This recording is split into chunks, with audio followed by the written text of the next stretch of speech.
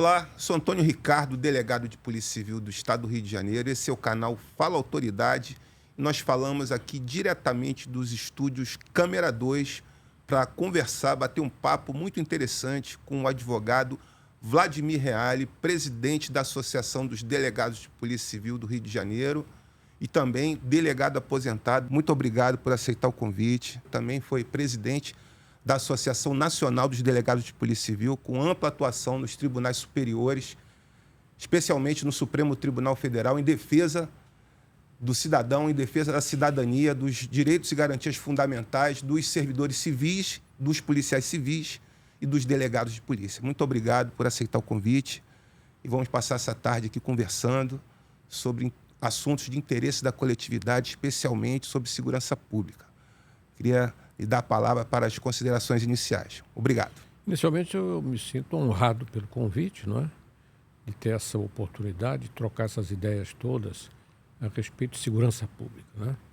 Que é um problema que nós temos realmente de maneira muito séria, não é? E não diria só aqui, não é? Nós temos aí esse problema de segurança pública aí no mundo inteiro, com maior ou menor intensidade, não é? Entre os vários temas que nós poderíamos conversar, não é? Poderia, dependendo do seu próprio interesse, não é? Começar de alguma comparação de passado, presente e perspectiva de futuro, né?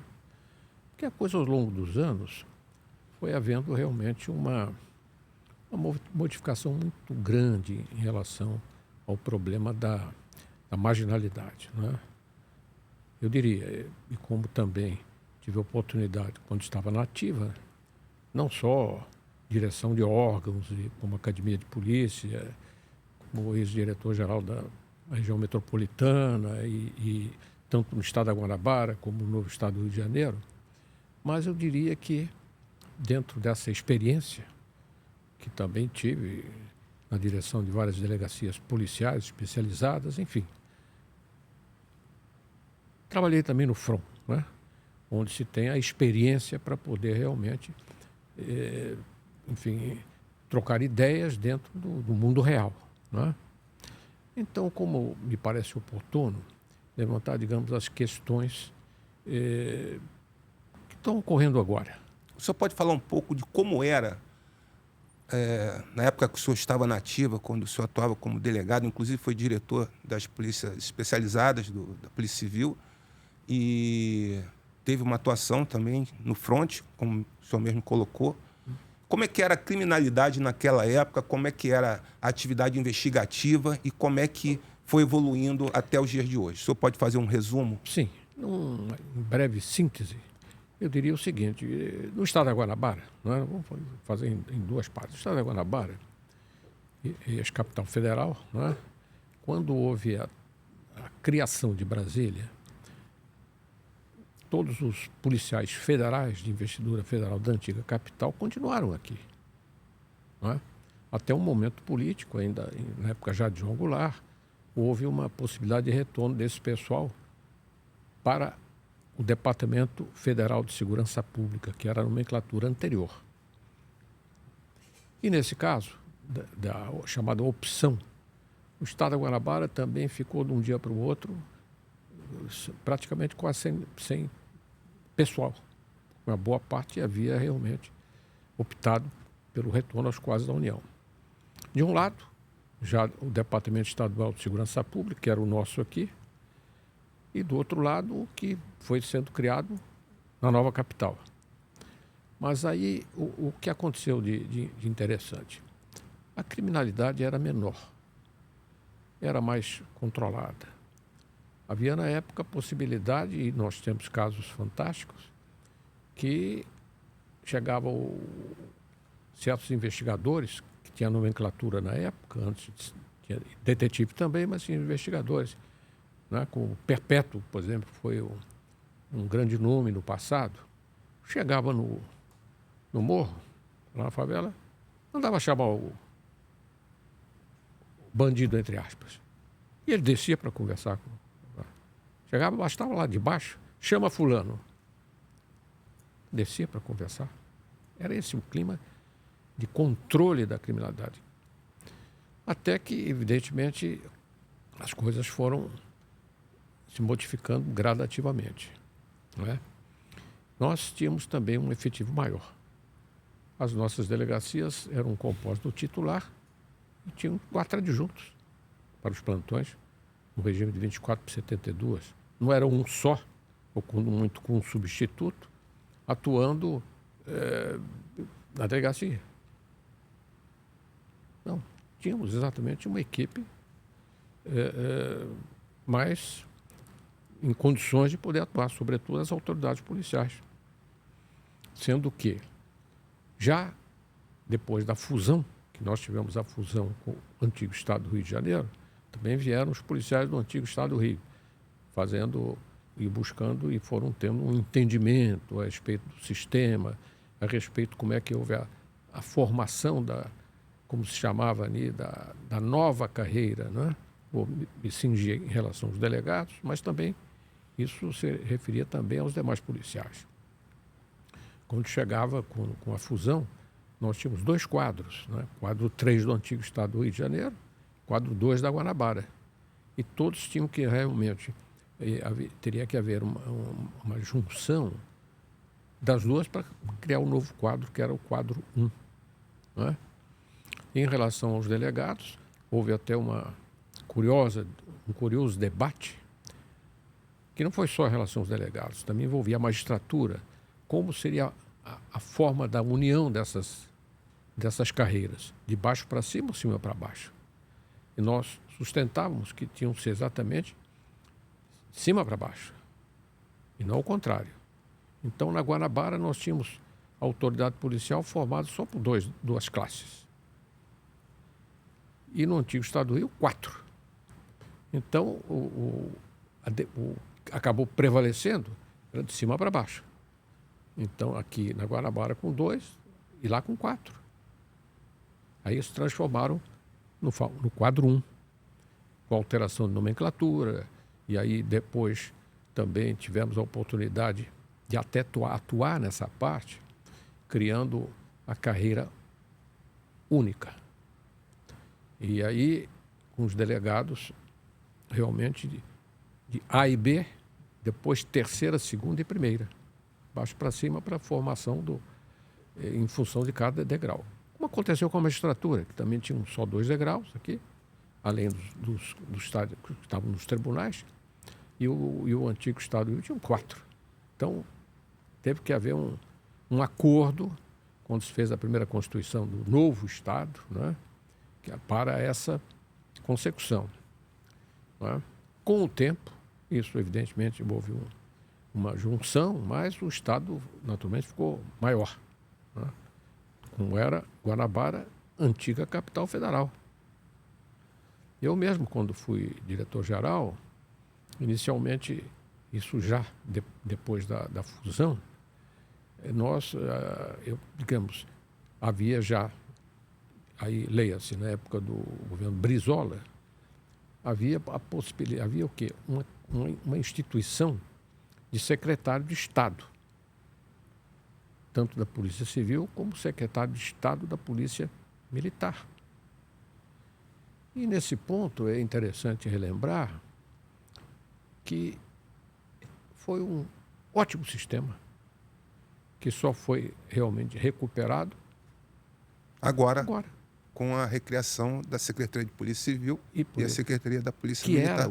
E a extinção da Secretaria de Segurança. Exatamente. E aí, como o senhor estava falando, né, que foi um momento único, né, as polícias, na minha opinião, acho que os demais estados deveriam seguir essa mesma orientação do Rio de Janeiro, né, esse momento que nós vivemos, que é de integração, porém cada polícia fazendo seu trabalho e executando da melhor forma possível. Exatamente. E aí tem um ponto. Quem fazia a coordenação na época era o vice-governador. Pois fala-se que não tem integração. Tem sim. E era muito mais racional e funcionava muito melhor o sistema, porque tinha a coordenação. Era o vice-governador. Hoje temos o governador, que faz o próprio controle, que é realmente o melhor sistema. Só que existem polêmicas e contradições e dificuldades em nível Brasil, com as suas peculiaridades e assim. Mas no caso do Rio de Janeiro, foi realmente uma ótima solução, né? Mas o que é que sucede? Não se conseguiu também que, digamos, as admissões fossem efetuadas também gradativamente, os concursos para admissão progressiva. E sim, esse espaço maior também acabou resultando também numa diminuição de efetivo, já que o Estado ficou maior. Eu lhe pergunto, por que desde sempre, praticamente, o efetivo da Polícia Civil ele é deficitário e a Polícia Civil acaba não conseguindo passar para a sociedade um atendimento, às vezes, de qualidade e levando justiça ao cidadão que busca as delegacias? Qual é a causa dessa falta de pessoal mesmo, né? Porque tem uma lei em vigor, salvo engano é 699, não é isso? Sim. De 83, que prevê um efetivo de 18 mil policiais. Hoje nós estamos com mais ou menos 7 mil. A lei de 83, a criminalidade evoluiu muito nesse período, porém o efetivo diminuiu. E algumas pessoas que irão nos assistir também são concurseiros, estão ali buscando passar nessa prova que é tão difícil, uma Sim. prova que é concorrida demais, uma prova para delegado dificílima para a gente também. E nós continuamos com esse quadro deficitário. Na sua opinião, o que aconteceu e por que não muda essa realidade? Que sempre foi uma questão política, não é? De um lado, alguns davam preferência, de outro lado, tinham outras preferências, e não se conseguiu manter exatamente a proporcionalidade gradativa para que tivesse um efetivo para atender um estado como o Rio de Janeiro, né? Que é mais conhecido mundialmente, né? E aqui realmente, todo por mundo afora, se conhece até mais do Rio de Janeiro do que até de São Paulo, que tem quase a população da Argentina, né? Mas esse tem sido sempre uma das dificuldades. Nesse contexto atual, fazendo um paralelo passado-presente, tem havido por parte do governo, né, um interesse muito grande na segurança pública. Leia-se, o atual governo. Nós já tivemos outros também com essa preferência. Quando houve uma certa mudança no governo Marcelo, em que foi restaurada a Secretaria de Segurança, em que acabou sendo secretário de Segurança o general Cerqueira, né? Então aí a coisa também oscilou um pouco, né? Eu me lembro bem, quando eu estava voltando de Brasília certa feita, acompanhando os interesses nossos ali em nível nacional, o general Newton Cerqueira tinha sido indicado e nomeado secretário de Segurança Pública. E eu vim com ele no avião. E a primeira coisa que eu me apresentei com o presidente da Associação dos Delegados, que já estou há 32 anos, diga-se de passagem, e ele só me fez uma pergunta: como é que está a Polícia Militar? Eu disse: não, está bem, sim, bem, mas o foco, o interesse dele, já naquele minuto, naquele instante, era em relação à Polícia Militar, com que ele tinha uma ligação mais estreita. Então aquela pergunta não foi genérica: como está a segurança pública, né? Então já ficou muito claro que ele não iria dar preferência também, ou equilíbrio, né? Porque ambas são fundamentais, cada uma cumprindo o seu papel. Polícia Militar, e aí vem a Constituição Federal, já a partir da Constituinte 87 e 88, criou o Sistema de Segurança Pública, que foi uma grande conquista. Foi uma grande conquista, porque estamos falando aí de um sistema. E pela primeira vez na história se conseguiu fincar as âncoras no artigo 144 da Constituição Federal. Esse trabalho que, enfim, também tive a oportunidade de participar desde 87, 88, assisti à promulgação da Constituição Federal pessoalmente, quando foi colocada a Constituição com Luiz Guimarães, não é? Exatamente. Eu estava lá, não me contaram, eu estava presente, assistindo lá dentro esse momento histórico. Isso também foi fundamental para a polícia judiciária no Brasil. Mas também surgiu naquele contexto um fato que nós não tínhamos, que era a questão do Ministério Público. Por quê? Porque antes de 88, o Ministério Público já acenava com interesse de ser o grande coordenador, de ser o grande, por que não dizer, a pretensão de transformar a Polícia Judiciária com seus delegados também, como integrantes do sistema, sob a coordenação do Ministério Público. Tivemos muitos embates lá. Isso Não na só época da Constituinte. da Constituinte. Já em 87, 88, o senhor já tinha Nos atos preparatórios. esse tipo de mas- embate lá em Brasília. em Brasília. E em 88 para frente, até hoje.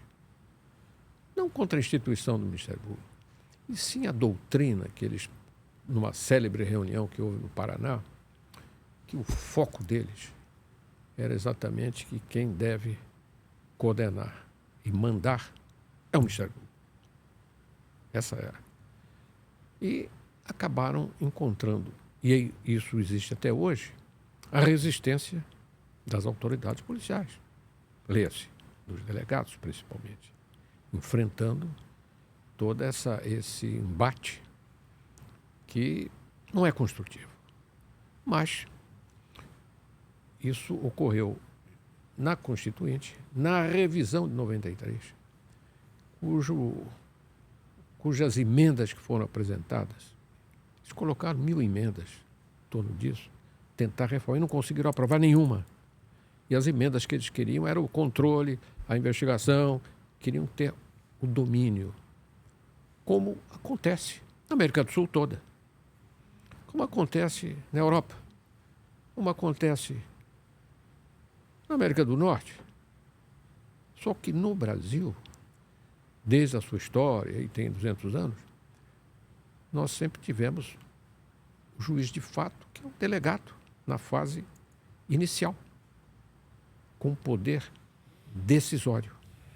Isso não acontece em outros lugares. Eu já andei de cima para baixo, e visitando delegacias na Argentina, ou onde que fosse, que tem lá mesmo o comissário, que a nomenclatura é essa, de autoridade lá, mas não tem poder decisório.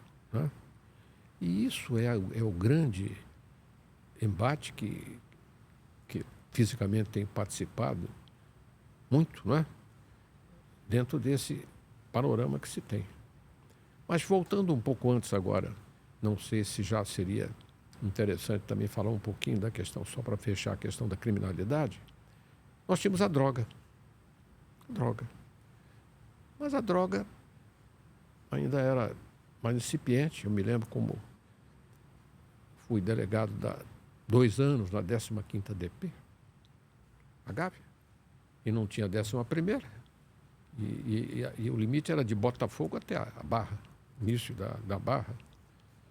E eu me lembro que eu subia e entrava na Rocinha, paletó e gravata, como estou agora.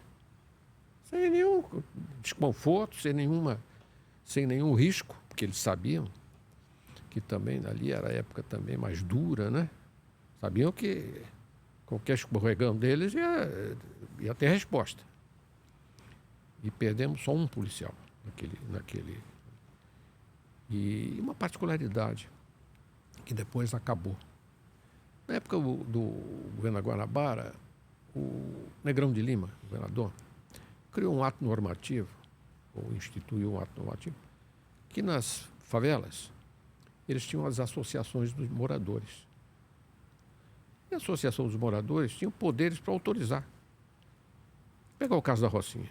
Tinha um personagem famoso chamado Zé do Queijo. Ele é que autorizava. Pode reformar? Pode. Pode fazer? Não pode. E tinha a sua equipe. Eram prefeitinhos lá dentro. Tinha a equipe da PM também lá dentro, que ajudava muito. Tinha a delegacia, que decidia os fatos. E a associação dos moradores. que ajudavam, que davam informações. Não gostavam no tráfico nem de assalto. Era aquela série ainda dos antigos paraibanos, que lá se assentaram. E só para lembrar mais um dado curioso, você tinha lá dois irmãos que estavam no tráfico, né? Denis e o Pets, lá o irmão. Eu fiz lá uns 10, 12, 15 enquetes, eles saíram de cena e acabou, né? Só que, quando o presidente da Associação dos Moradores foi assassinado, que também aquilo tinha sua violência, mas era controlada, assumiu uma professora,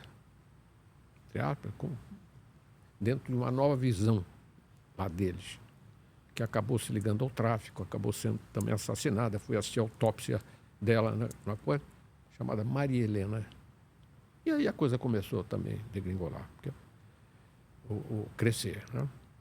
O tráfico, etc, entre outras coisas. Quando eu prendi o Escadinha, nossa equipe prendeu o Escadinha, que era famoso na época, aparecia pelas televisões com aquele óculos redondo, estava no meu gabinete.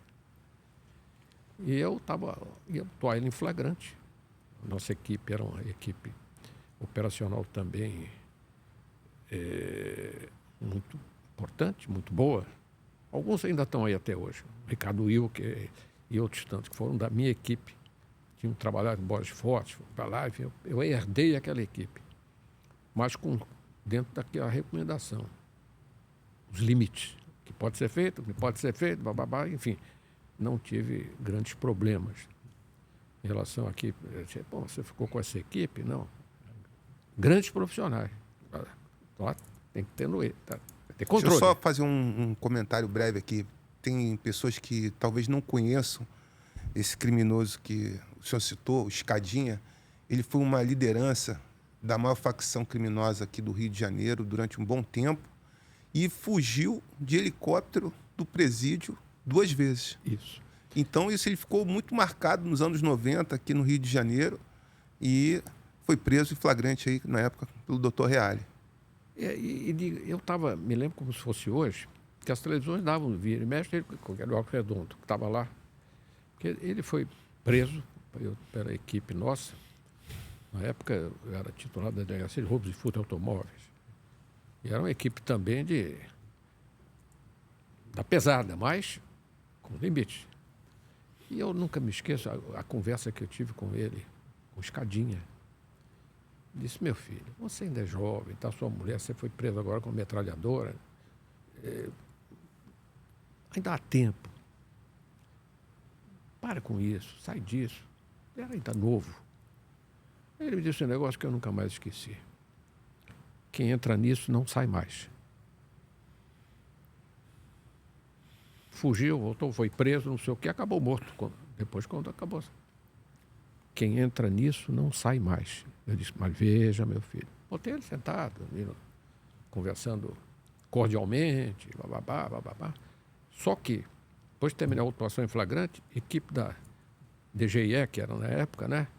Presídio direto. Não pode ser... Resgate na delegacia. Né? E ali não. Ali foi a equipe para levar ali, juque, direto para não correr. E eu não deixei ele nem para o xadrez. Ficou sentado comigo o tempo todo, conversando. Enfim, revelando alguns casos que também, em função da experiência, no dia a dia, né? no front, não é? Que isso, eu sempre disse, quer dizer, embora tenha sido diretor da Academia de Polícia 2 vezes, mas se não tiver experiência do front, e quem atua na corregedoria, nós tivemos sempre o mesmo pensamento, para atuar na corregedoria, tem que conhecer o front, saber como é a realidade no mundo exterior, senão, às vezes, fica com uma posição teórica, mas fora da realidade. E essa sua afirmação vai exatamente ao encontro do conceito do nosso canal, que é exatamente trazer pessoas que atuam no dia a dia e que sabem realmente o que estão fazendo, porque nós costumamos ver algumas matérias jornalísticas em que pessoas que são estudiosos, porém não atuam no dia a dia, não sabem a realidade nossa, como é que são as dificuldades, o que que nós necessitamos. Tudo que a gente passa no dia a dia, né? O atendimento ao balcão, o atendimento à sociedade, e aquilo ali realmente, muitas vezes, passa desapercebido. Aí vem alguém apontar o dedo e dizer, olha, por que que fez assim, por que que tinha que ser feito dessa forma, mas nunca participou do dia a dia, nunca, por exemplo, conversou com um criminoso de alta periculosidade ali frente a frente, e ele, ouvindo um conselho seu, ainda afirma que não tem mais saída, né, do que ele faz, né? Aí eu lhe pergunto, qual governo que teve essa virada de chave no Rio de Janeiro, que o senhor falou que subia a comunidade de terno e gravata, aí chegou um momento que o crime ficou fortalecido. Como é que foi essa virada de chave no Rio de Janeiro? O senhor sabe dizer? Sim. Veja bem, nós tem governos e governos, né? Governos que, por exemplo, dão prioridade à área da educação, o que é importantíssimo. Leia-se, governo Brizola, que foi governador mais de uma vez, mas ele não tinha a mesma preocupação nem atenção com a área de segurança. E essa história que para subir a comunidade tinha que ter autorização expressa, isso é verdade mesmo? Não, também foi um exagero, né? Não tinha autorizado. Eu me lembro bem que certa feita eu subi com a equipe do ex-governador Brizola na Rocinha. Subi, eles. Eu me lembro como se fosse hoje,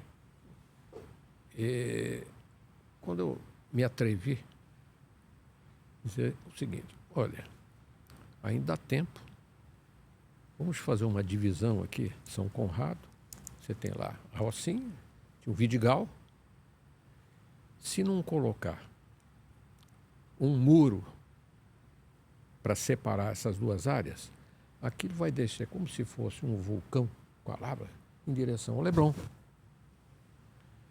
E tinha um dono de uma área ali, um empresário, que chegou até a fazer uma oferta naquele, olha, se eu puder construir ali prédios, mas mantendo ali, digamos, a floresta, as árvores, enfim, eu vou aumentar a Niemeyer. Eu pegou a construir na Niemeyer uma outra estrada, por fora, para dar um maior trânsito e tráfego naquela área. Mas não consegui. Porque tinha invasão, não consegui. Por que não? Mas como vai fazer isso? Né? Lá, na Rocinha, quando eu falei em muro, aí, bom, muro repercutia o muro de Berlim. Naquele momento. Então, como é que vamos construir um muro, né? Quando o muro de Berlim caiu e criou também a polêmica mundial? Então, aquilo, não, que é isso, construir muro. Não é construir muro para segregar ninguém, não. É para estabelecer exatamente condições de governabilidade, condições de porque todo mundo invadia aquilo, invadia para cá, para lá, e tem que haver um limite. Senão perde-se o controle e assim por diante, né? Mas falar certas colocações ou fazer certas colocações em que ali o próprio governo pedia de forma absolutamente oposta, também tem isso. Então, ali a criminalidade começou também a crescer. Por quê? Porque havia mais dificuldade em acesso, enfim, a doutrina não era essa, não é? Então, o combate diminuiu e a criminalidade ficou fortalecida, é isso? É porque dava aquela sensação que não era verdade, mas dizia, não, que é proibido subir em favela, é isso, aquilo. Nunca houve isso assim expressamente. Mas o fato por si só, do clima, já inspirava esse tipo de preocupação. Quer dizer, a própria marginalidade também sentia mais apoiada, vamos dizer assim, né? Apoiada. Né? Portanto, eu me lembro também, estou falando de algumas experiências pessoais, mas que tem um efeito prático também na descrição de cada momento. Por exemplo, na 14ª DP, fui titular também, já fui quase todas as Zona Sul. Tinha lá uma carceragem com 150 presos lá dentro, chamada concentradora. Toda a Zona Sul iam para a 14ª. Tinha 150 lá dentro. Como administrar 150? Tinha que ter uma equipe boa. Um deles até criou o hino da polícia. Já faleceu. Que tinha que dar um jeito né? Alimentação, tinha o Chico ali em frente, né? Que de madrugada podia trazer comida, então eles iam, né, a coisa do bom e do melhor de madrugada. Para quem não conhece, quem não é do Rio, o Dr. Reale está falando que em frente à delegacia tinha uma casa de shows, Sim. que o Chico Recarei, ele era o dono dessa casa de shows e mandava comida para os presos. Sim, à noite. À noite. Na zona sul do Rio de Janeiro. Com a nossa coisa. E aí, todo mundo feliz, não é? E num dado momento foi até engraçado, quer dizer, curioso, que tinha lá dentro também jogo de futebol. Torneio entre eles. Futebol de salão lá dentro. Fazia acontecer. É uma forma que você tinha que fazer e só tinha uma tentativa de furto, mas não foi exitosa. Se tiver esse tipo de clima, que hoje não existe mais, né, porque aí vai direto para o sistema penal, etc. Mas lá você tinha que fazer esse tipo de atendimento. E as autoridades policiais, se tinha um titular e mais 4, atendiam as partes pessoalmente e registrando as ocorrências. Normalmente, que cabia, na época, a própria autoridade policial lavrar o registro. O auxiliar anotava os dados, depois dava e ele lavrava no livro de ocorrências à mão. Naquele livro famoso, etc. Livro etc. par e livro ímpar, não é isso? Exatamente. Enfim, é claro que o tempo mudou, hoje as condições são diversas. Hoje você tem exatamente o quê? Isso aqui, não é? E essa tudo ficou mais difícil, né, para efeito também até de diligência, né? Porque você está em diligência, está todo mundo filmando, né? Filmando, o que está acontecendo. E, às vezes, resulta em compreensão errada do contexto, né? Mas eu não sei se ainda seria o momento de também falar o que hoje ocorre, porque todo mundo tem o seu conhecimento, e tem o dia a dia, as comunicações. Indo nesse viés aí da tecnologia, o que o senhor acha dessas câmeras que estão sendo implementadas aí nos uniformes e nas fardas dos policiais? Qual é a sua opinião? Eu acho que é irreversível, tendo em vista as condições políticas que foram sendo implementadas, não é? E quando se tem. Agora vou sair de um ponto, mas o assunto ainda é esse, em que o Rio de Janeiro, na semana passada, eu estava ali com o secretário nosso, da Polícia Civil, lá no Senado Federal. Eu estava atuando em outras coisas, mas estava lá nosso secretário, né? Porque o assunto era problema da violência no Rio de Janeiro. Ele foi chamado, fez lá o seu pronunciamento, entre outros, enfim. Mas o foco era a violência no Rio de Janeiro. Todo o Rio de Janeiro. Pá. Por quê? Notícia no Rio de Janeiro tem repercussão mundial. Em São Paulo, menos. Tem outros estados, a notícia é local. E no Rio de Janeiro, tudo ecoa nacional e internacionalmente. E isso, num dado momento, chegou ao Supremo Tribunal Federal, que, mediante iniciativas de certos partidos políticos, entre eles o PSB, né, que tem uma posição muito contrária, e passou a... E lá nós temos ministros, por exemplo, nós temos o ministro Edson Fachin, por exemplo, né? Tem uma compreensão, às vezes, a nosso juízo, equivocadas a respeito do problema do Rio de Janeiro. O problema do Rio de Janeiro, nós temos aqui o quê? É realmente uma violência pesada. E não se pode, evidentemente, enfrentar uma violência como está aí no mundo real, né? Apenas com... Não tem como. Não. Porque se fosse possível, era chegar, como já aconteceu no passado, lá e entreguem suas armas. Eles vão dar tiro em cima. Não existe, né? Esse mundo não existe, né? O mundo da realidade é o mundo de que esses grupos eles estão encastelados em certas localidades, utilizam da violência para oprimir o cidadão que mora ali, que é a maioria esmagadora, e se aquelas pessoas não cumprirem aquelas regras, eles estão sujeitos à morte. Inclusive o direito de ir e vir, porque agora nossa polícia é a única polícia no Brasil que trabalha com equipamentos pesados para retirada de trilhos que são fincados nas entradas das comunidades, né? Caminhões pesados, para poder fazer esse tipo de atuação. Inclusive, liberar o acesso das vias para o cidadão que mora na comunidade. E na proteção da comunidade. Esse é que é o ponto. Embora a comunidade viva sob o jugo, né, do tráfico, e agora inventaram aí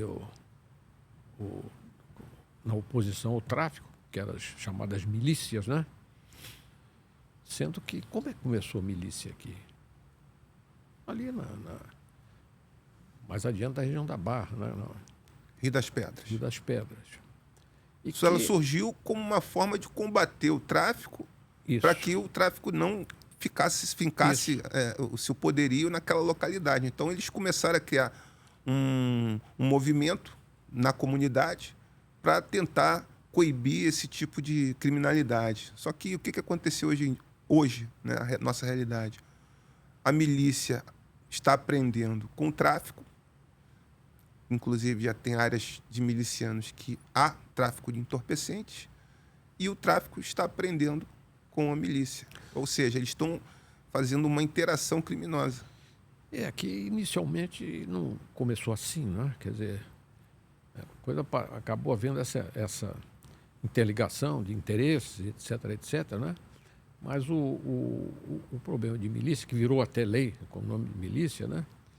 Na verdade, acabou se agravando depois em função desse contexto, né?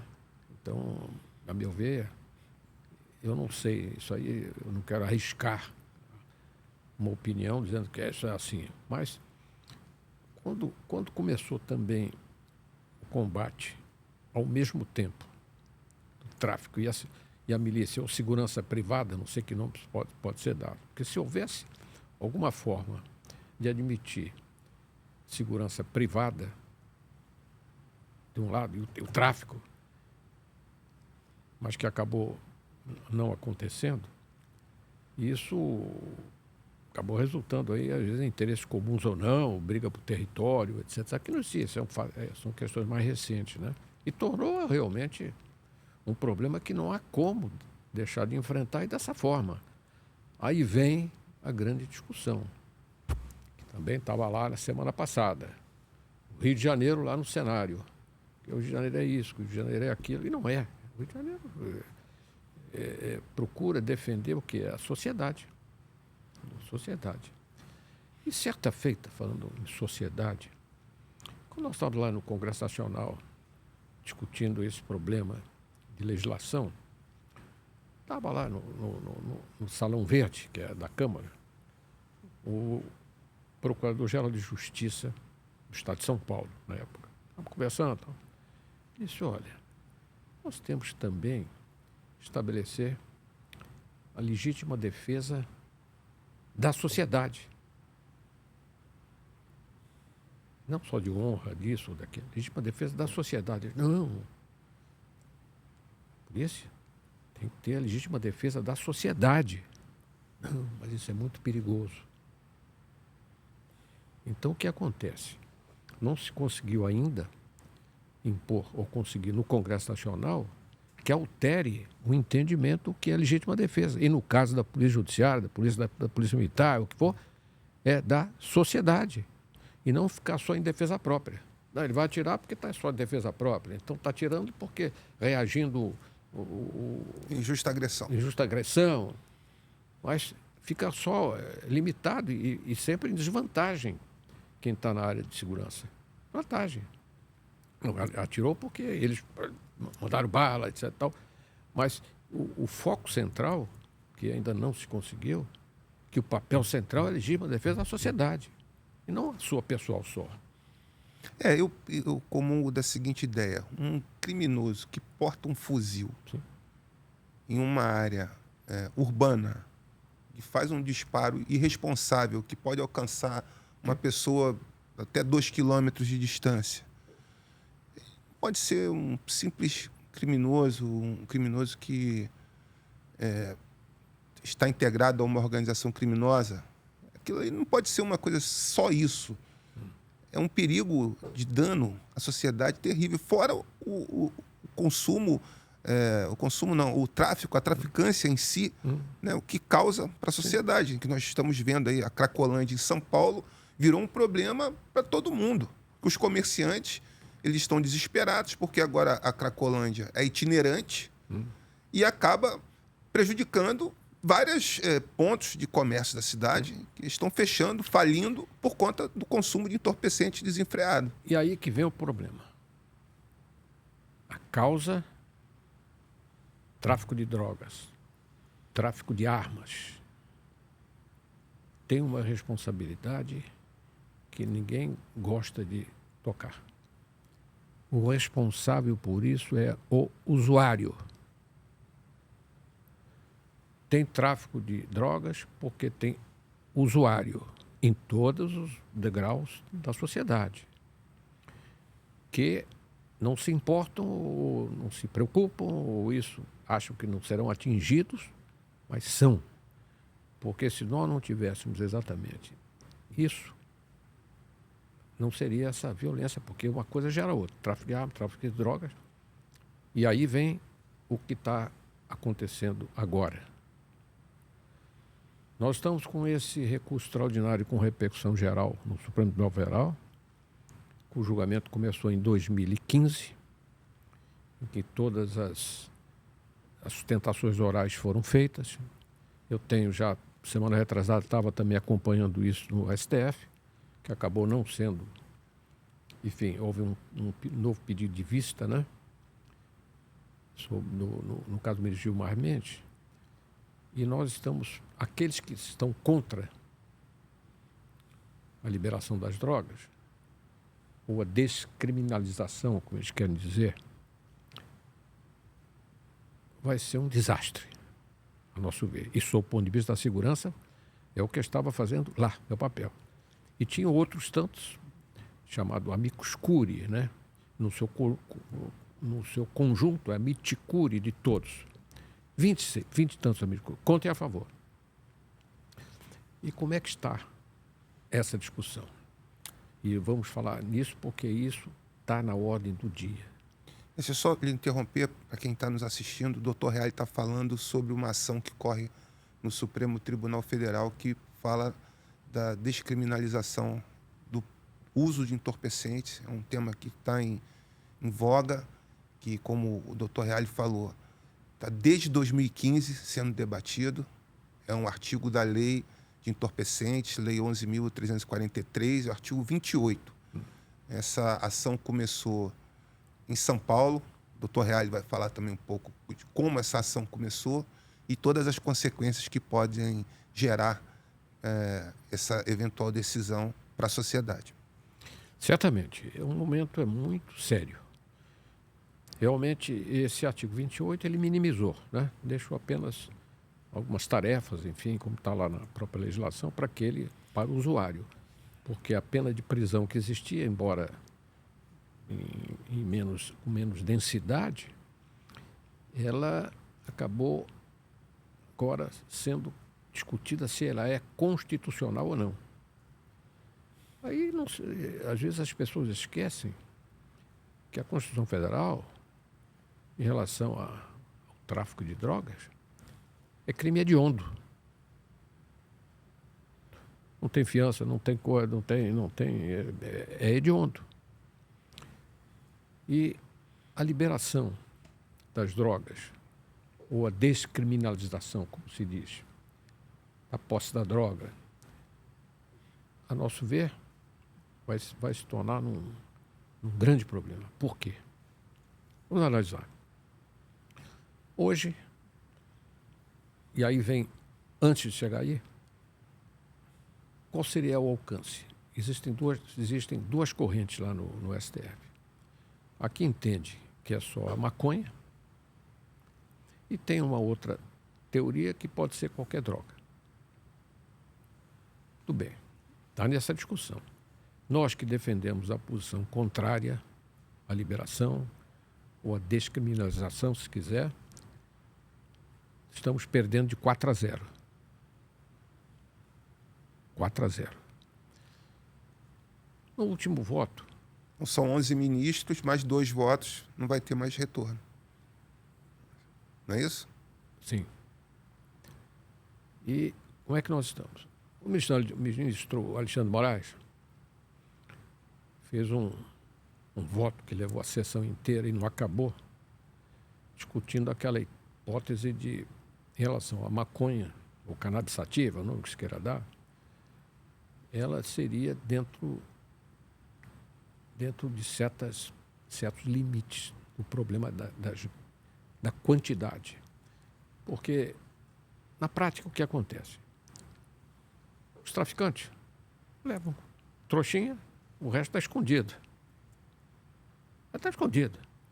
Então, eles na hora que você quer caracterizar se é traficante ou não, vai ser a quantidade. Os 60 gramas, ou isso, ou aquilo. Tem lá uma discussão sobre qual seria a quantidade para poder caracterizar a diferença entre o tráfico e o uso.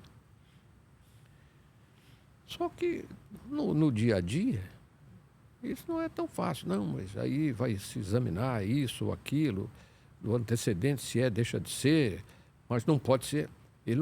Veja bem, na medida que ele não pode ser conduzido à delegacia, né?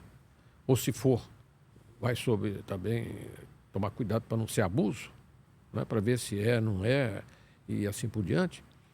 Isso só vai incentivar o aumento, o uso das drogas. Vamos pegar um sobrinho, neto de alguém, qualquer pessoa. Como dizia o ministro Barroso certa feita. Lá atrás, em 2015, quando começou a discussão, que mal tem, o sujeito está dentro da sua casa, dando uma puxadinha, bababá, na sua sala, bababá, que mal tem isso. Mas o exemplo que está dando para quem? Para o filho? Para o vizinho? Para os netos? Não é? Para a garotada, se agora está liberado, por que eu não quero experimentar, fazer? Vai ficar incontrolável. Numa dos debates que eu fiz ali da tribuna, que eu fui criticado muito pelos grupos contrários, que saiu até na televisão, lá no WhatsApp. Olha aqui que ele está dizendo que ia passar para 7 milhões de Aí eu fui criticado. Não é nada disso, 7 milhões, ou deixa de ser. Enfim, eu fui usado no meu pronunciamento para o grupo contra, a favor deles, né? Que eu usei, exagerei, não é nada disso. Mas é uma questão objetiva. Na realidade, se houver a liberação, seja só da maconha ou não tem proibição nenhuma. E aí? O que? Vai vender na farmácia? Como é que vai ser? Quem é que vai controlar? Não, e interessante que o tráfico não se discute que continuará crime. Sim, crime hediondo. Crime hediondo. Então, como é que vai ter esse vínculo? Se uma coisa pode, seria permitida, e a outra não pode. É bem complexo. Não sei como seria conciliável esse tipo de situação. Eu acho que não tem situação como, fática. O problema é que eles ficam... Por acaso, o Estado de São Paulo, agora do dia 18 de agosto, falou aqui na evolução das leis. Aí tem toda a evolução de 1961 até 2023, tem todo esse sistema. Porque o ponto, nós que somos profissionais da área, não é? Na hora de decidir, né? E se puder decidir, como é que você vai ver? É ou não é? Não, a quantidade é menor. Bom, se é menor, então não é. Então, mas será que ele tem antecedente? Tem, mas agora não tem. Quer dizer, só vai promover, eu acho que um crescimento dantesco. Porque qual é a proibição para, mesmo tendo boa educação, a família preocupada com isso, tal. Como é que ele está junto com os colegas? Bom, por que ele não pode experimentar se agora todo mundo está experimentando e não vai ter problema nenhum experimentar na rua, onde tiver? Mas o senhor também não acha que quando o judiciário, se for o caso, estabelecer uma quantidade máxima para se estabelecer que é um usuário, e não estaria entrando na esfera do legislador também? Sim, essa polêmica existe, né? O próprio presidente do Senado Federal se pronunciou dentro desse ângulo, né? É o senador Pacheco, né? E, por sinal, ele tem muita experiência. Nós tivemos a oportunidade de ter contato com ele ainda na Câmara dos Deputados, e ele, na reforma do Código de Processo Penal, ele era o deputado de então que estava cuidando da nossa parte, da Polícia Judiciária, toda essa parte toda, ficou com ele, como sub-relator, porque o relator era o deputado João Campos. E ele era sub-relator, porque aquele dividido, entre eles, ele, como ex-membro da OAB, enfim, um advogado, né, e também muito equilibrado, ele ficou com a nossa, quando digo nossa parte, leia-se a parte da Polícia Judiciária, Ministério Público, envolvendo essa questão de investigações, etc, etc. Então, ele, de forma equilibrada agora, semana retrasada, ele, mas esse assunto é do Legislativo, levantou uma polêmica. Eu não sei se isso vai alterar, porque o que está acontecendo lá, hoje? Está vendo, tem 4 ações que discutem o problema do juiz das garantias. Que a própria Associação dos Magistrados Brasileiros entrou com a DIN, depois a JUF, federal também, enfim, tem 4 processos. Contra o juiz de garantias. Isso. Mas que o ministro Fux estava uma posição mais contra, né? Mas houve uma mudança de posição a uma perspectiva que o juiz de garantias seja aprovado. Que, a nosso ver, será bom. Porque aí o juiz de garantias vai fazer o quê? A intermediação e o controle, não só da Polícia Judiciária, como do Ministério Público, que hoje discutem abertamente o poder investigatório penal do Ministério Público, que, embora essa discussão não tenha sido concluída, eu mesmo entrei com várias ações contra os GAECOS, 6 GAECOS do Brasil, entre eles do Rio de Janeiro, né? Discutindo, enfim, aquelas questões todas que ainda não foram todas sedimentadas. O senhor pode falar uma breve passagem de quais questões estão sendo discutidas sobre a investigação? Sim. O que aconteceu? Em rápidas palavras.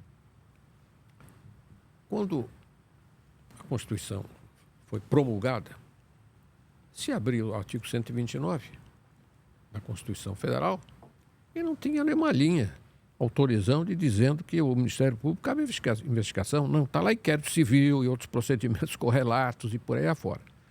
Na discussão das leis orgânicas dos Ministérios Públicos, tanto assim que eu tenho 2 processos ainda contra as leis do Ministério Público da União e dos Estados, questionando esses limites. E um leading case, um caso especial, que veio de Minas Gerais, contra um prefeito a investigação foi feita pelo Ministério Público do Estado de Minas, que também virou repercussão geral, etc, etc.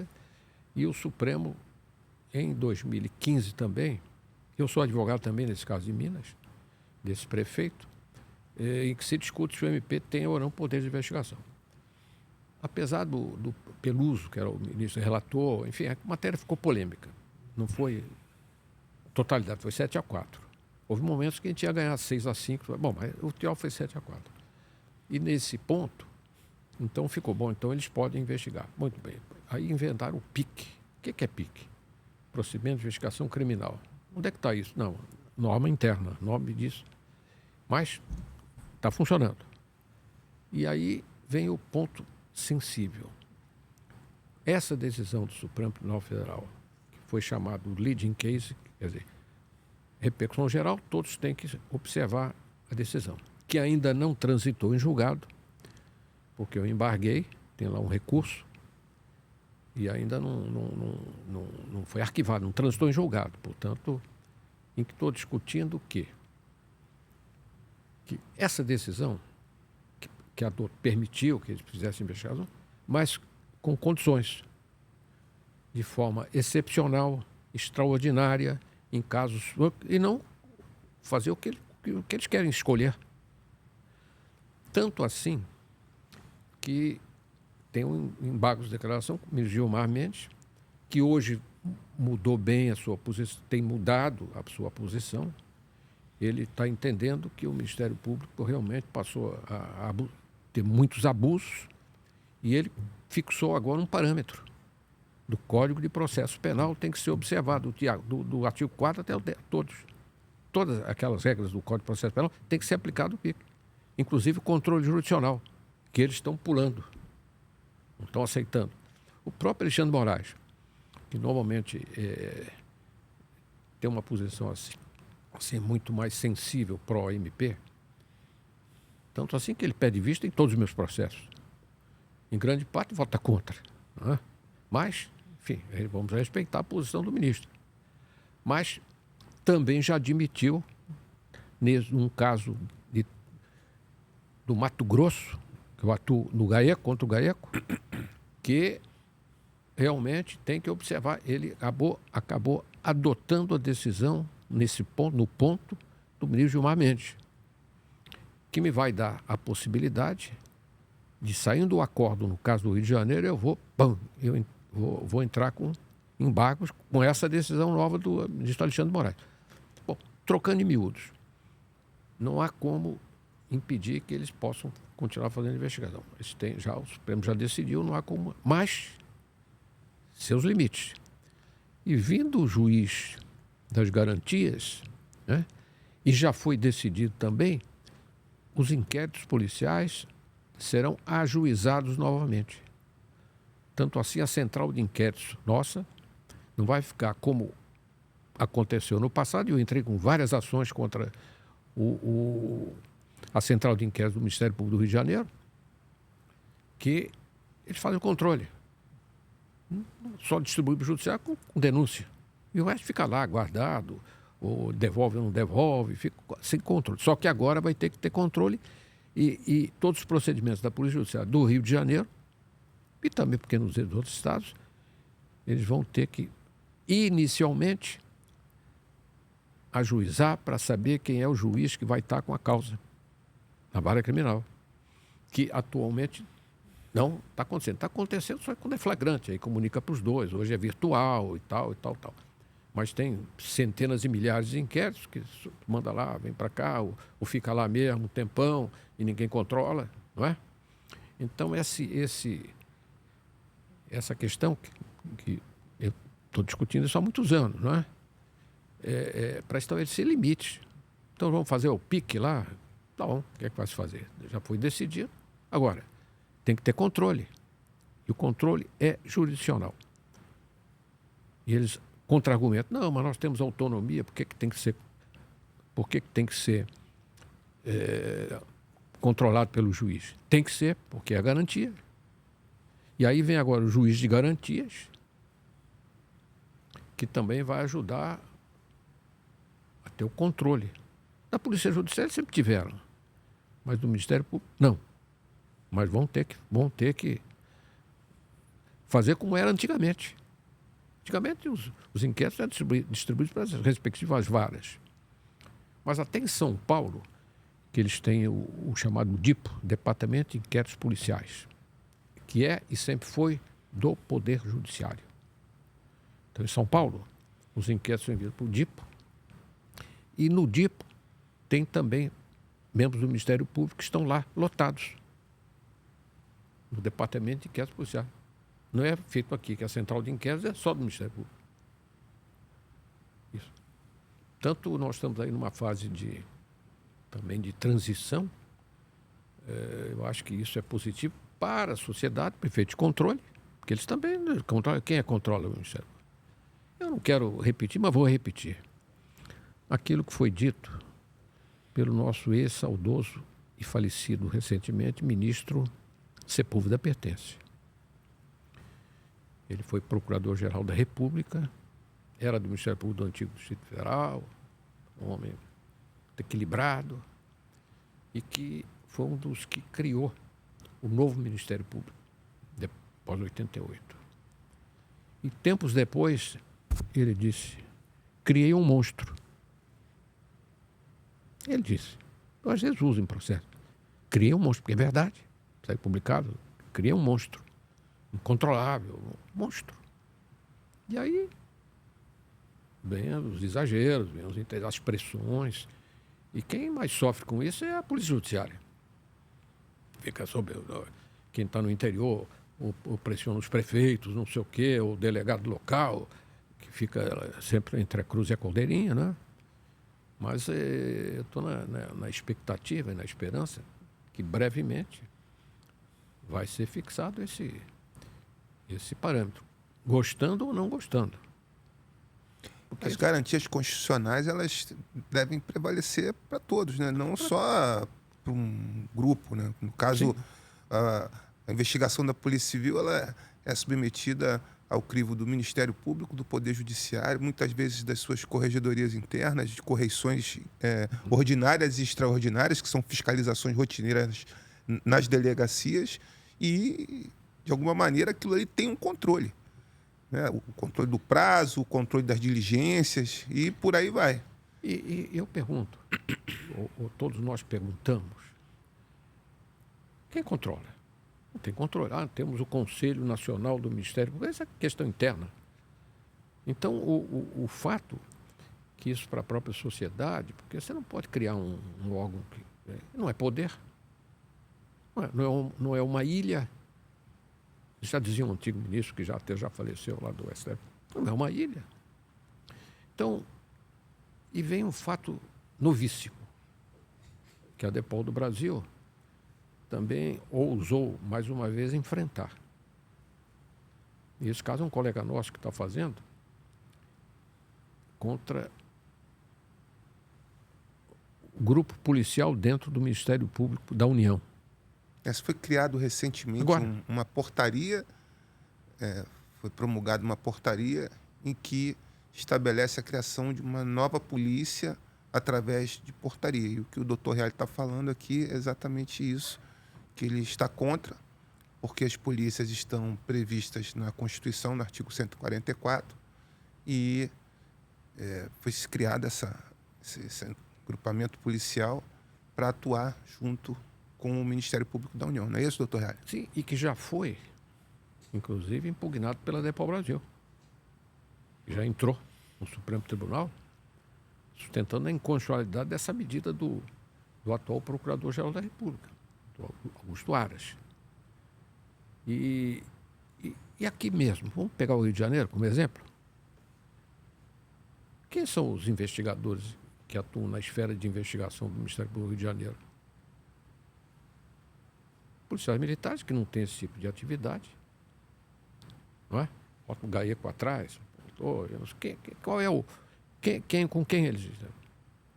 Em alguns estados, eles ousaram, por exemplo, no caso de Tocantins, eles tinham poder até, de Minas Gerais, eles tinham poder de requisitar. Eles requisitavam os policiais civis para atuarem lá. Eu derrubei. E isso em Tocantins também. Na hora que eles sentiram que iam perder, revogaram a lei. Pediram para a revogação da lei. Porque não tinha esse poder de requisição. Solicitação pode, como qualquer área da administração, que o chefe da Polícia Civil, o secretário, pode autorizar ou não. A discricionariedade de quem autoriza. Isso aí. E lá, antes era uma requisição. Requisito, olá, fulano, beltrano. Como? Onde é que está isso? Isso aí eu consegui derrubar, foi considerado inconstitucional. Esse está, outros então já modificaram. É engraçado que fazer uma requisição muitas vezes uma instituição que também já está mal das pernas, né? Que já está com deficiência de funcionários, de servidores, é até meio paradoxal, porque como é que vai ter um serviço eficaz e eficiente, que é até um princípio da administração pública, eficiência, se você não tem efetivo, e o efetivo pouco que você tem, você ainda tem que ceder para outro órgão. Você tem os próprios policiais militares, né, que tem um papel extraordinário na defesa da sociedade. Que seria assim as PMs aí no policiamento ostensivo, etc. Porque o papel deles também é fundamental no sistema de segurança, mas não na investigação. Então, os membros do MP que são levados para lá, no caso do Rio de Janeiro, para atuar na investigação, não tem formação, então e aí é legal. Você não tem esse tipo mas acaba valendo tudo, e aí vamos ver como é que ficam essas coisas. Né? Quem é que faz a operação aqui do GAECO? É bom também que tenha um promotor participando diretamente lá do front, que nem sempre a gente vê, né? Porque também o assunto ali sempre é mais leve, né? Acho que eu nunca vi nenhum membro do MP estar lá no... Complexo do Alemão, por exemplo. Complexo do Alemão. Veja bem, um governador lá de Pernambuco, certa feita, aprovou uma lei local que tinha poder de pegar o membro do MP e botar para o front. E eles pularam para cá, conseguiram derrubar depois. Quer fazer, enfrentar? Então, acho que eles têm que acompanhar também a diligência. Bom, é alemão, leva lá um promotor desse lá para enfrentar o mundo real, né? Eu ainda não vi nenhum. Outro já teve. Não vi ainda. Não vi, porque é só coisinha leve, coisinha que dá notícia. Aí assim, Fórmula, que maravilha. Da busca aqui no Leblon, em Ipanema, lá no empresário tal, ou não sei o que lá. E isso, exatamente por esses abusos todos, também acabaram derrubando lá todos os excessos da Lava Jato, né? Entre outras coisas, que acaba caindo um dia. E para o contexto da segurança pública é muito segmentado, né? Porque a segurança pública ela é muito complexa. E quando há um foco direcionado em certo tipo de criminalidade, o restante da criminalidade fica à vontade. Quer dizer, as polícias já estão com uma dificuldade incrível de trabalhar. Agora nós temos decisões recentes que, assim, particularmente, eu vejo como um momento das academias de polícia se terem que repensar toda a forma de ensinamento. Sim. Porque, por exemplo, hoje eu vi uma decisão assim, o sujeito ficou nervoso quando viu o policial, aquilo não é considerado fundada a suspeita para uma abordagem. Outra, o sujeito está num ônibus, aí o policial entra para fazer uma revista, ele esconde a bolsa embaixo do assento, não é considerado suspeito. E isso também já vem de algum tempo, né? Por exemplo, o uso da algema, que tem que ser utilizada de forma fundamentada. Então, é uma subjetividade que torna o trabalho do policial, de quem está no front, de quem está no dia a dia na rua, muito difícil. Então, ou seja, o abordado, ele viu o policial, ele se assustou? Não é motivo para abordagem. Outra, também repercutiu bastante esse caso. Em São Paulo, o indivíduo foi preso, um criminoso de alto quilate, né, da criminalidade paulistana, e os bens que estavam na casa foram apreendidos. Aí depois, qual foi a decisão? Não, a prisão é só daquele indivíduo.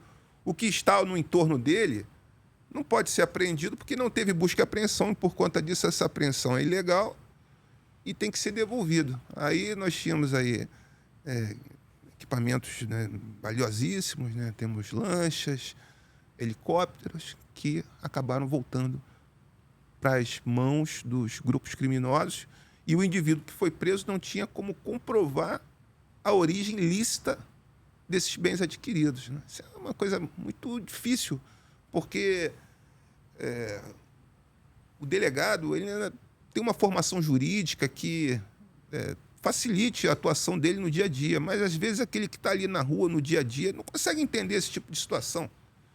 Como é que vai dizer para o policial, não, ó, ele escondeu a bolsa embaixo da cadeira do banco, não é motivo de abordagem.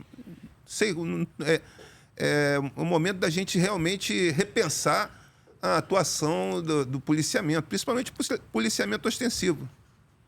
Veja bem, quando nós tivemos, enfim, quando eu falo nós, porque também lá nós estávamos presentes no meio dessas discussões, que durante a Constituinte,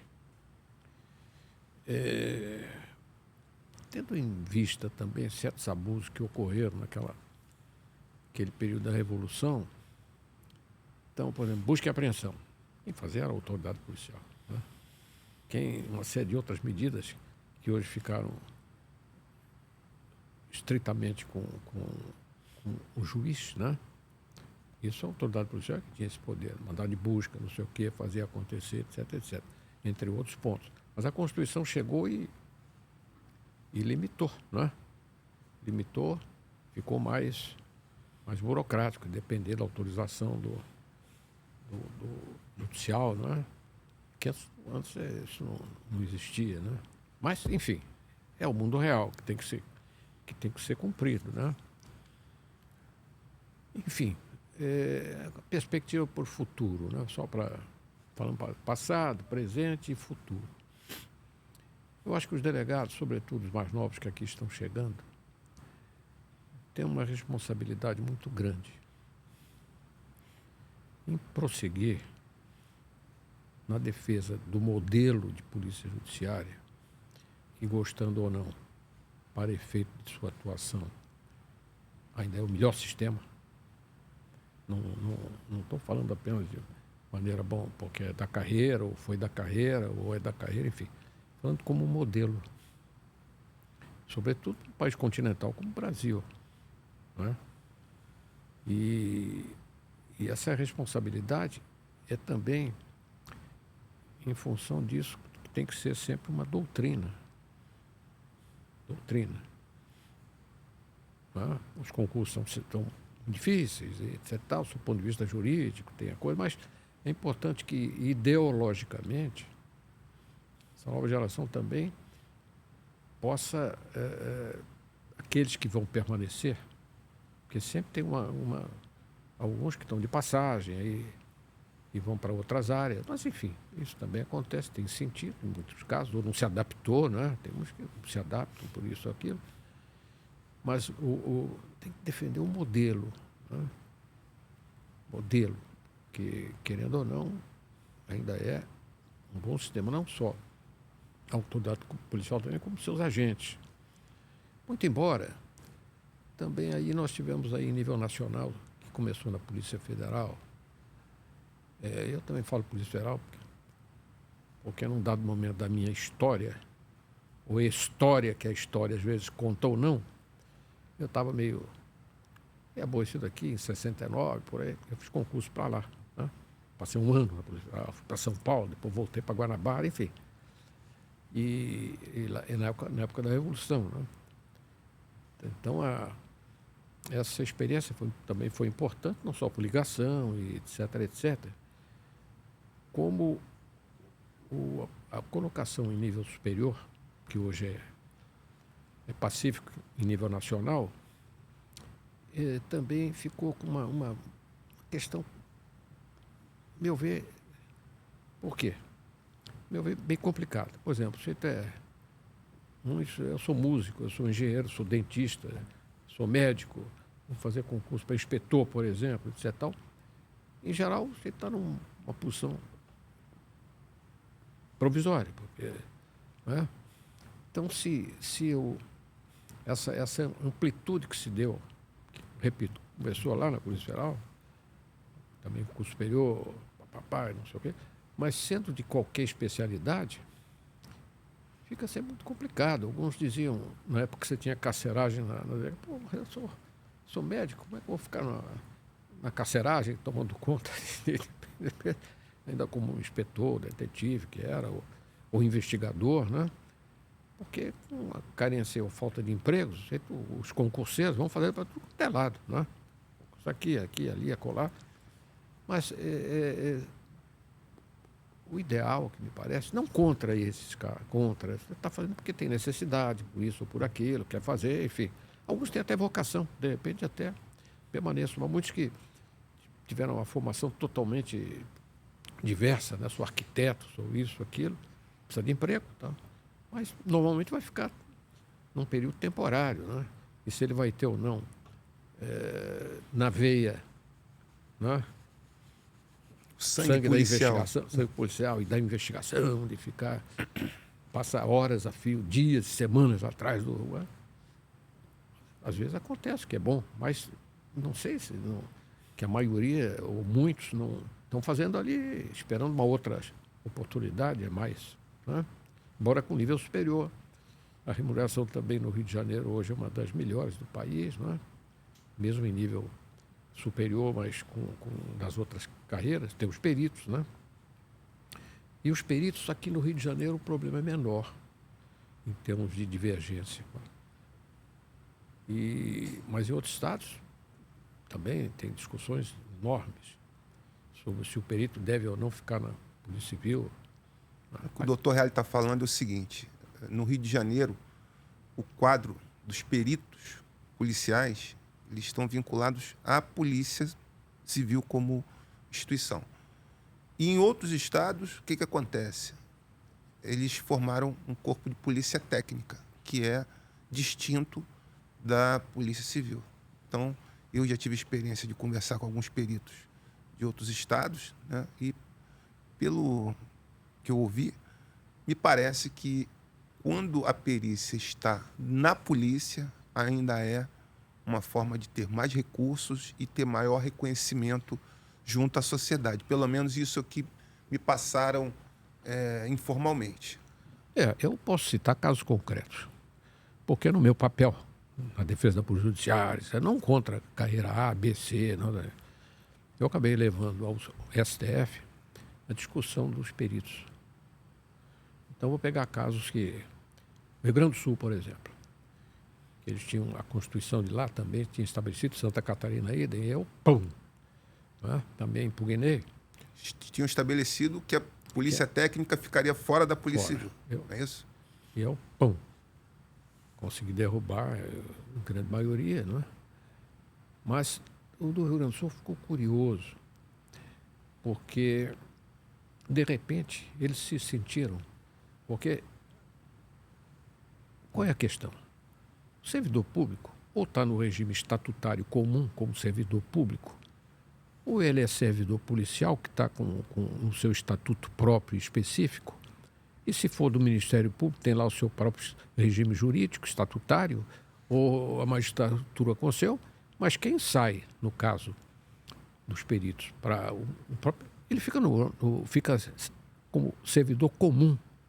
E lá, o que aconteceu?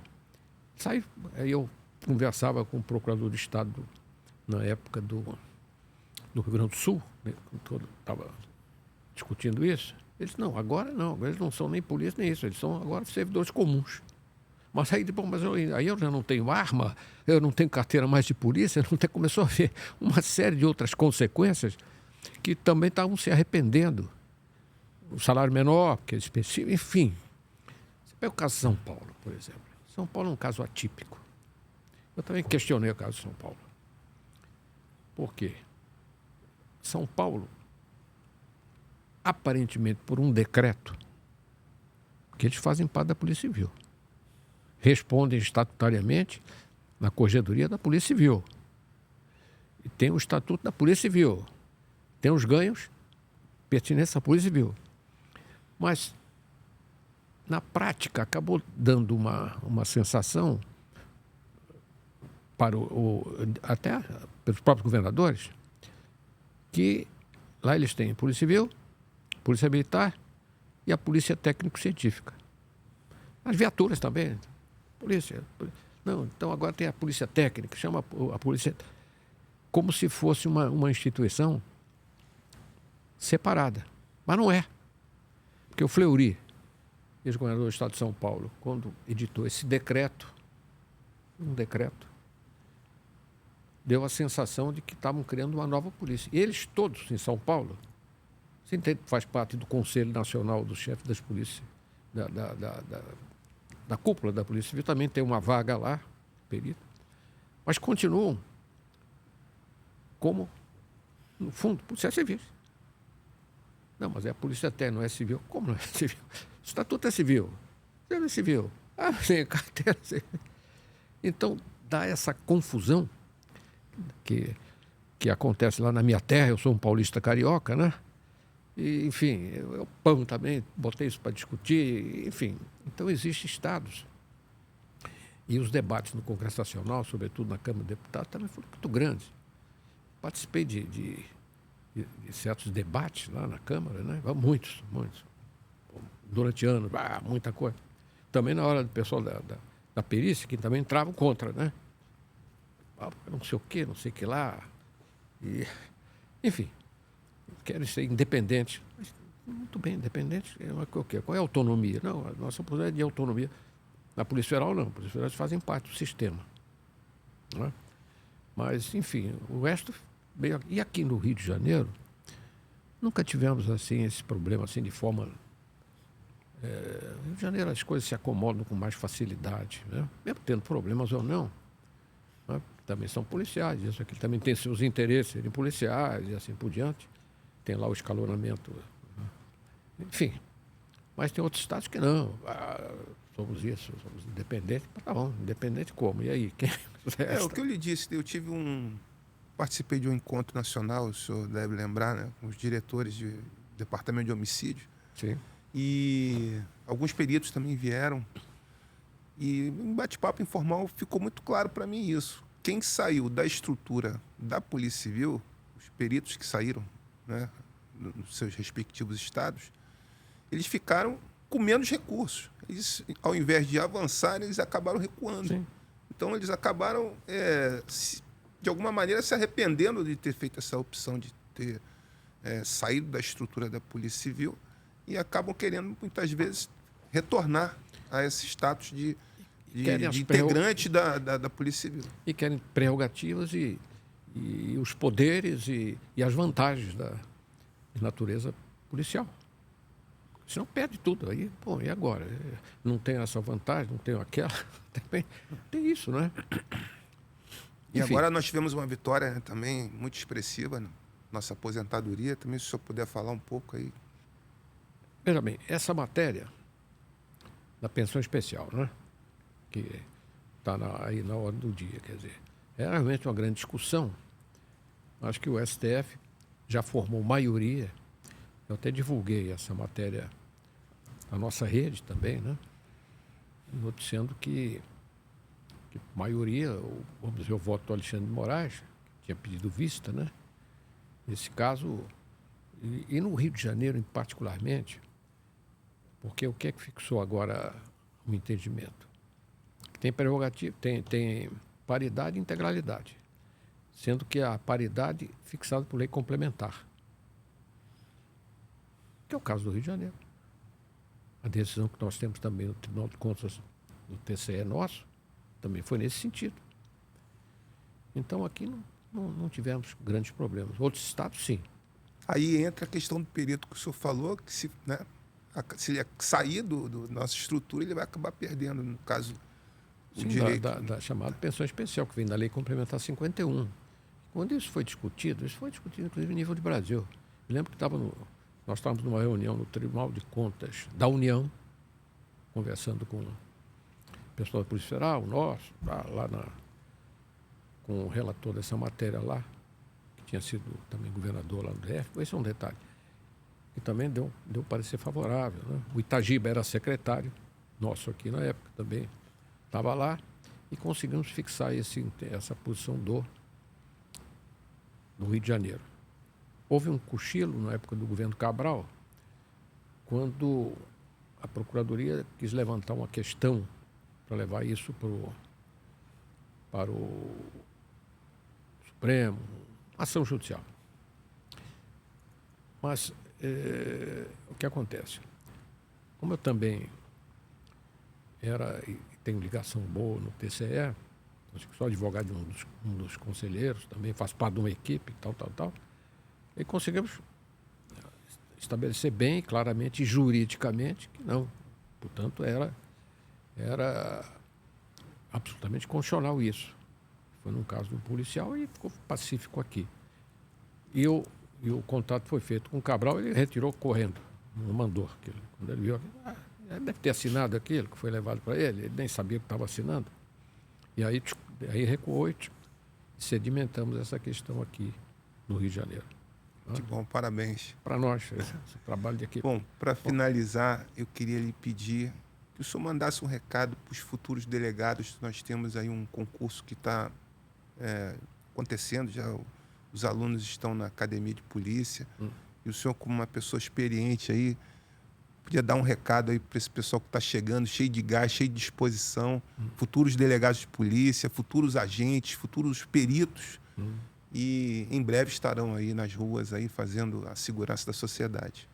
Olha, eu diria que eles se integrem com os demais policiais, que já aqui estão há mais tempo.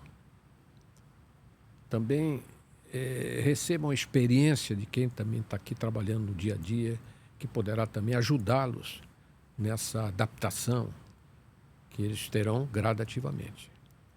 Eu estou na expectativa, aguardando até a doutora Valéria, e conversei até com o próprio secretário de Segurança semana passada lá em Brasília. Você também, estou aguardando um calendário para fazer uma palestra para eles, né? Em que vou ter oportunidade também de dar uma visão mais ampla da posição da autoridade policial, do delegado, né? Da importância, implementação e acreditar que a polícia judiciária é muito importante. Maravilha. Obrigado. Excelente bate-papo. Pena que a gente tem que terminar. O papo estava ótimo. Não. Uma cultura enorme que o senhor passa para todos nós, quem vai nos assistir aí futuramente. Muito importante, eu costumo dizer, que dá voz ao profissional da segurança pública, dá voz a quem está lá no dia a dia, quem trabalha, quem está no front. Sim. Isso é muito importante. Quando a gente vê, às vezes, comentários nas redes de televisão de pessoas que são estudiosos, porém não têm nenhuma experiência no front. Sim. E às vezes tecem comentários extremamente direcionados, extremamente tendenciosos, né? Muitas vezes até repetindo um discurso que já vem se falando há muito tempo. E quando a gente tem uma aula como essa que a gente acabou de ter aqui com o senhor aqui, que tanto nos representa bem, né, a classe dos delegados de polícia, os policiais civis, o servidor civil, né, junto aos tribunais, isso aí é uma aula. Muito obrigado. Agradeço, foi uma honra muito grande poder estar aqui trocando essas ideias, né?